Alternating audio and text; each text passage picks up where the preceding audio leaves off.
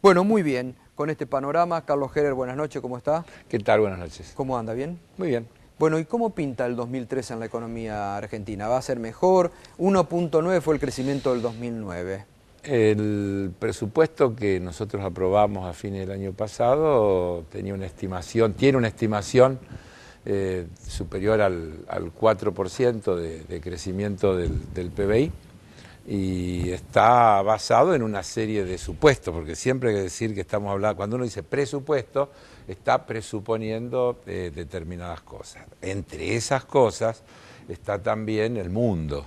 Por ejemplo, hoy Europa acaba de revisar a la baja sus previsiones para este año, y de una previsión magra, pobrísima, de un crecimiento consolidado de la zona euro del 0,1%, hoy dieron una previsión de decrecimiento del 0,3%. Entonces, todo influye. De cualquier manera, yo creo que el año va a ser mejor que el 2012 por varios factores. La cosecha es mejor que la del año anterior, las obligaciones externas son menores que las del año anterior, las medidas que el gobierno ha tomado, a mi juicio, han funcionado efectivamente de una manera positiva, aunque haya generado disconformidad en determinados sectores. Hoy se conocieron los datos respecto de la salida de capitales, que de 21.000 millones de salida del año 2011 pasó a 3.000 y pico de millones del año 2012. La remisión de utilidades de las empresas extranjeras de 4.000 millones bajó a 200 y pico de millones. Este año no hay que pagar el cupón del PBI porque justamente el crecimiento del año pasado fue menos que el indicado. Pero las tensiones, Carlos, de la economía interna, por ejemplo, inflación y paritarias, que ya estamos con el tema ahora de los docentes, bueno, ya tenemos un paro el lunes. La provincia de Buenos Aires, que está con problemas económicos graves, está esperando ahí el auxilio. Empecé contestando lo que me preguntó, sí. Silvestre, si no. No, está bien. Pero yo pregunto ahora. Sí, digo, no. Las tensiones, Carlos, ¿cómo...? Las tensiones existen y es entendible que existan porque hay puja distributiva. Yo acá mismo dije infinidad de veces que el tema de la inflación en la Argentina está fundamentalmente generado por la puja distributiva y que hay que atacar esas causas de puja distributiva. Creo que las medidas que se toman, por ejemplo, del acuerdo de precios que se ha hecho, es un buen inicio del ataque al tema, porque crea un escenario para poder discutir los temas de fondo. Hay que completarlo, digamos, ese acuerdo. Sí. Hay que extenderlo, hay que hacerlo más amplio, hay que hacer un acuerdo, por empezar, digamos, más sólido con los actores. Yo creo que hay que extenderlo como primera cuestión, y mientras tanto hay que discutir una cosa más sólida que, a mi juicio, tiene que ver con cómo se reparte la torta.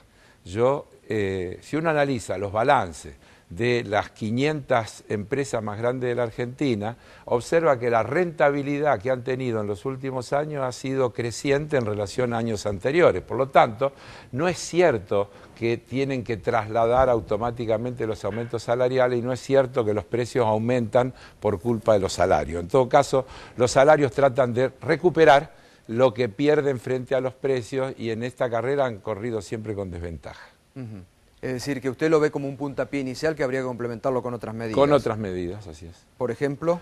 Yo soy partidario de una reforma impositiva que tenga progresividad agresiva respecto de la rentabilidad cuando pasa determinados montos, de manera de desalentar. ¿No tuvo suerte con la reforma que usted propone? ¿Cuántos años hace del tema de la renta financiera? Bueno.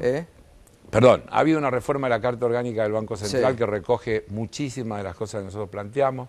Ha habido una reforma a la ley que regula el funcionamiento del mercado de capitales que recoge muchas de las cosas que nosotros planteamos. Y hay otras que siguen pendientes y que vamos a seguir planteando, porque desde luego hay puja, y también hay puja de interés, y no es tan fácil avanzar. Nosotros hemos presentado el año pasado un proyecto para agravar la renta financiera. Vamos a presentar en los próximos días un proyecto vinculado al tema del SIADI. Creo que es un tema que Argentina debe encarar, como han encarado otros países de la región. El SIADI es un organismo creado para defender los intereses de las grandes corporaciones en el marco del proceso de privatización que se llevó adelante en la región y en el mundo, y creo que son cosas de las que hay que salir. Carlos, ¿del cepo hay que salir? cambiario del cepo Yo al no dólar? creo que haya cepo. Yo creo que hay una política de manejo de administración del tipo de cambio y de utilización de las divisas para las prioridades que un país como la Argentina tiene, que son atender su comercio exterior, atender el pago de su deuda externa, es decir, atender las obligaciones que están planteadas y tratar de salir de esta idea de que el dólar es una moneda de reserva y una moneda de ahorro, que creo que lo que hace es sacar del circuito productivo enormes masas de recursos que son trabajo genuino que luego es desviado hacia otros lugares. A ver, ¿me permite, Matías? No hay cepo, dice Carlos.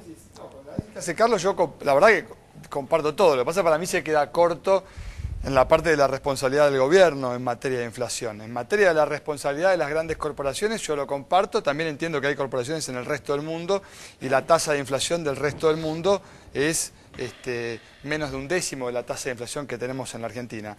Y me parece que también hay una materia pendiente en materia de cómo medimos la inflación.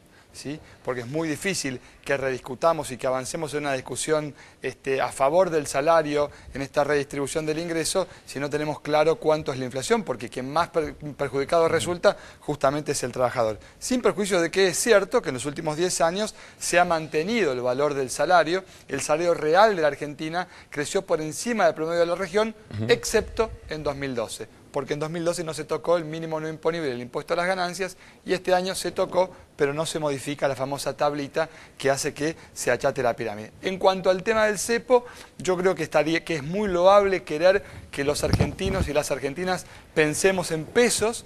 Me parece que es excelente la intención, me parece que choca contra una historia que en los últimos 40 años indica que la Argentina, su moneda nacional, perdió 13 ceros y que la realidad es que cuando vos tenés una tasa de inflación que se percibe al menos por encima del 20%, es muy difícil tratar de que la gente piense en pesos. Y los datos te lo dicen, cayó la inversión respecto del producto de 24 a 18% en 2012 versus 2011, atacando fuertemente justamente el sector inmobiliario. Las escrituras en 2012 fueron 27% menos que en 2011. Obviamente funcionó para el gobierno porque la fuga de capitales se frenó y eso es excelente. Y yo lo que planteo justamente es no salir del cepo, sino replantearlo, es decir, volver a la forma en la que estaba administrado el mercado único libre de cambios, para no llamarlo cepo, hasta julio del año pasado, en donde yo digo, sigamos pidiéndole autorización a la Administración Federal de Ingresos Públicos para poder comprar, pero ¿qué sucedería si habilitáramos nuevamente la posibilidad de atesorar en dólares, pero con la siguiente alternativa? Si vos querés comprar dólares, los comprás, pero tenés que dejar depositados los dólares, si querés llevarte los dólares en efectivo, durante no menos de 2 años en el sistema financiero local.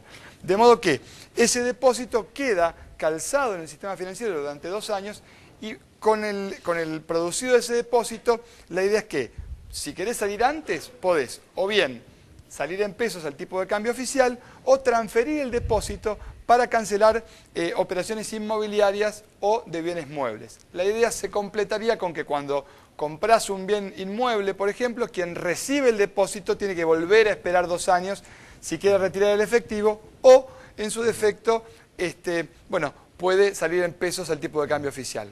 La idea es completarlo y con esto cierro, con que esos fondos, los bancos que estarían tomando los fondos justamente del sistema, puedan represtarlos a 24 y 36 meses a una tasa bajísima, porque serían dólares, y que los desarrolladores, por ejemplo, las constructoras, puedan cancelar esos préstamos con los depósitos que estarían cobrando. ¿Se puede dar? ¿Cómo lo toma, Carlos? Lo escuché, ¿no?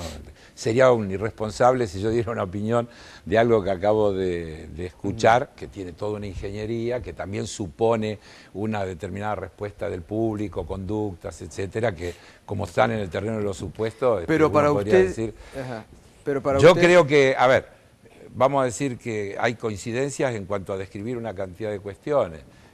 Yo creo que la Argentina no podía seguir teniendo una fuga de capitales como la que tenía y que se han tomado medidas para evitarlo y que las medidas han sido altamente positivas porque lograron el efecto.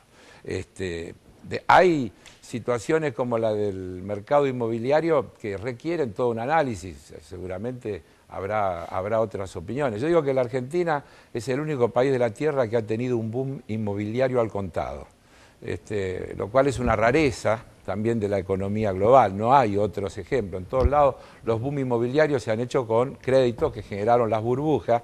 Aquí se han hecho con plata que está en las cajas de seguridad. Mucha de ella que no ha pagado impuestos.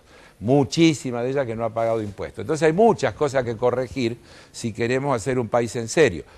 Si también tenemos al mismo tiempo gente que dice que lo que hay que hacer es contrabandear, dejar de pagar los impuestos para cuando venga la reedición republicana podamos entonces invertir y demás, estamos verdaderamente en problemas. Nosotros necesitamos que los que ganan plata paguen los impuestos y que el Estado utilice las políticas impositivas para llevar adelante políticas de redistribución. Si no, no tenemos solución. Si no tenemos solución, vamos a una factoría, un país de poquito, y yo la verdad que con eso no puedo estar de acuerdo. Yo estoy de acuerdo en línea con lo que vos decís. Esto justamente lo que hace es volver los pesos al sistema.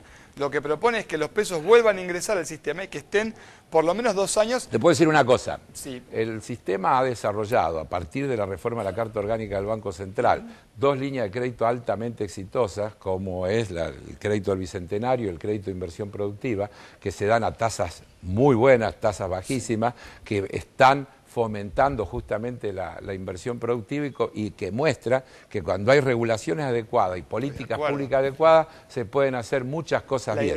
Y no hay falta de oferta financiera en este momento desde el punto de vista de la inversión productiva. Sobran, lo que digo es, la idea sería que el central, con los depósitos que se capturan... ¿Y por qué no tiene que ser en pesos? ¿Cuál sería la razón para que no sea en pesos? El crédito de inversión productiva se da al 15% de interés, tasa fija, a 36 meses. La idea es que ¿cuál es en el la problema? Argentina las propiedades... las propiedades, es otra cosa. Bueno, es que las propiedades son, y han sido, en el inicio la propiedad de la Argentina tiene una gran particularidad también, que lo único que tienen en dólares es el precio, porque a los obreros le pagan en pesos. Y todos los insumos son en pesos. Lo único que tienen en dólares, las propiedades en la Argentina es el precio. ¿Y qué vamos a hacer con eso? Y me parece que hay que vamos modificar. A obligar a que la hay gente que modificar. Piense, pero está bien, pero la pregunta es... ¿Cómo puede ser que porque se cree un mercado ilegal, como es el mercado del dólar, las propiedades suban en función de ese valor cuando no le han subido los costos de ninguna manera? Lo que sube es la rentabilidad esperada para los dueños de esas inversiones. Bien, no tiene lógica. La pregunta es, no tiene lógica. No tiene lógica, pero vos fíjate que la brecha entre el dólar oficial y el paralelo en febrero... El dólar oficial y el ilegal. El ilegal, sí, yo suelo llamarlo ilegal en este programa. Ilegal, porque si no lo llamamos mal, ilegal. Bueno, está bien, lo que pasa es que la cocaína es ilegal y nadie dice la cocaína ilegal, ¿se entiende? No, pero tampoco en los diarios y en los programas de televisión se pone la cotización de la cocaína. No es, bueno... Ojo, yo no vi, todavía por suerte no viene. El raviol cotiza vos fíjate, tanto. La brecha entre el ilegal y el oficial, el 15 de febrero del año pasado, era del 8,48% y hoy es más del 50%. Lo que yo digo es, no se pueden buscar dentro del sistema que existe alternativas para que la gente pueda volver a un mercado que hoy está afuera. ¿Cuánto es el volumen del comercio exterior argentino? 150.000 millones de dólares al año. Entre 150.000, sí, 150.000 millones de dólares al año. ¿Cuánto es el mercado ilegal? Ínfimo. Con esto desaparece ¿Cuánto es el mercado ilegal? Ahora, vos fijate el ruido que hace el mercado ilegal. Bueno, la Argentina exportó por 82.000 millones de dólares, importó por 69.000 millones de dólares. Y estamos hablando... ¿Por qué hace tanto ruido? ¿Porque hay interés? Porque hay interés en que haga ruido como muchas otras cosas. Ahora, Carlos, con esta propuesta se pulveriza el mercado ilegal en cuanto a la anuncia. Mándamela. Yo soy serio, vos me decís una propuesta, si yo no había opinado una propuesta. Bueno, y